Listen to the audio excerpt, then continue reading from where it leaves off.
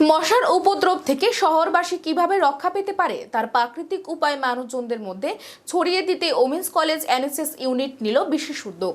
প্রাকৃতিক উপায়ে কিভাবে মশা নির্মূল করা যায় বা তাড়ানো যায় তার উপায় জানিয়ে ওমেন্স কলেজ এনএসএস ইউনিটের উদ্যোগে বুধবার আগরতলা শহরে বিলি করা হয় লিফলেট। আগরতলা শহরে বিভিন্ন অংশের মানুষজনদের হাতে দেওয়া হয়েছে এই লিফলেট।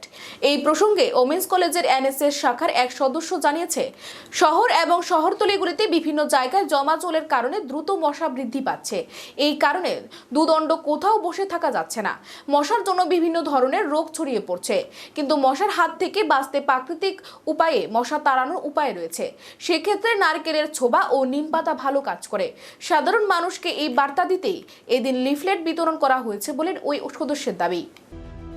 আমাদের শহরাঞ্চলে রাজধানীতে আমরা প্রায়ই দেখতে পাচ্ছি যে আমরা কোথাও বসে ঠিক করে গল্প করতে পারছি না, কোথাও বসে কথা বলার কোনো উপক্রম নেই। কারণ কেন, আমরা এই যে রাস্তাঘাটের চারদিকে যে জল জমাট হচ্ছে, বিভিন্ন আবর্জনার জমাট বাঁধার ফলে আমাদের মশার আক্রমণ প্রতিনিয়তই বেড়ে চলেছে।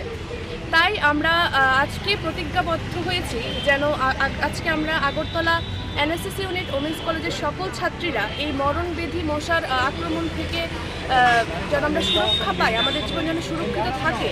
তাই আমরা আজকে এই বার্তা সকলের ঘরে ঘরে পৌঁছে দিতেই লিফলেট বিলি করছি।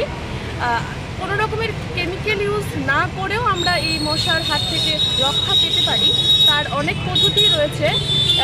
আমাদের লিফলেটে এখানে বলাই আছে নারকেলের ছোবড়া, শুকনো নিম পাতা পুড়িয়ে ধোঁয়া নির্গত করে আমরা জীবনকে সুরক্ষিত করতে পারবো। তো সেই বার্তাই সকলের কাছে পৌঁছে দিতে আজকে আমাদের এই